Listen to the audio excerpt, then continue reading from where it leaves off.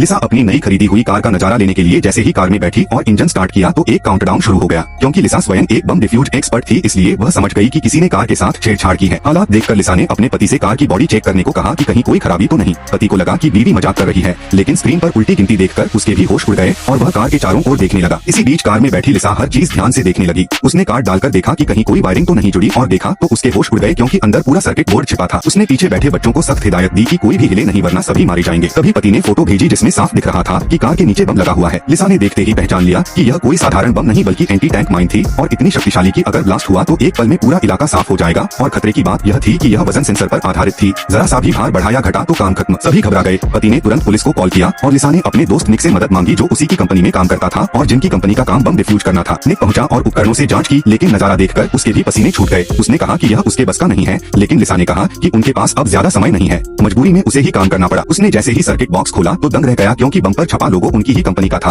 और अब शक उनकी कंपनी पर गया। उसने तुरंत बॉस को फोन किया, लेकिन फिर जो हुआ वह हैरान कर देने वाला था। बॉस का फोन पीछे की डिक्की में बजा। उसने कवर हटाया तो एक हाथ बाहर आया और सभी के होश उड़ गए क्योंकि बॉस पहले से मरा हुआ दिख रहा था। अब यह साफ था कि कोई अंदर का आदमी लिसा को मारने की कोशिश कर रहा है और यह सब कंपनी के गुप्त काम के लिए हो रहा है। तभी निक की साथी साओमी वहाँ पहुँच गई। उसके पास और एडवांस मशीन थी। सर्किट को स्कैन किया तो देखा कि 4 तार मौजूद थे, लाल, पीला, नीला और हरा। अब असली दुविधा शुरू हुई। लिसा का मानना था कि नीला तार काटने से काउंटडाउन बंद होगा, लेकिन निक का मानना था कि पीला टाइमर है और हरा डमी वायर है। दोनों में बहस हुई, लेकिन समय कम था तो मशीन से पीला तार काट दिया गया और काउंटडाउन रुक गया। लिसा हैरान थी क्योंकि पहली बार उसकी सोच गलत हुई थी। तभी अचानक ट्रंक से आवाज आई और सभी डर गए। देखा तो बॉस जिंदा था। असल में वह मरा नहीं था बल्कि बेहोश किया गया था। पुलिस पहुंची और बॉस से पूछताछ हुई कि बम पर उसकी कंपनी का लोगो कैसे आया। तो बॉस ने जवाब दिया कि उन्होंने यूक्रेन में एक गुप्त मिशन किया था जहां उन्हें बच्चों के स्कूल को माइन से साफ करना था। पुलिस अभी भी जांच में लगी थी। तभी साओमी ने वजन को 90 किलो पर सेट कर दिया, लेकिन अब समस्या यह थी कि कार से बाहर पहले कौन निकलेगा।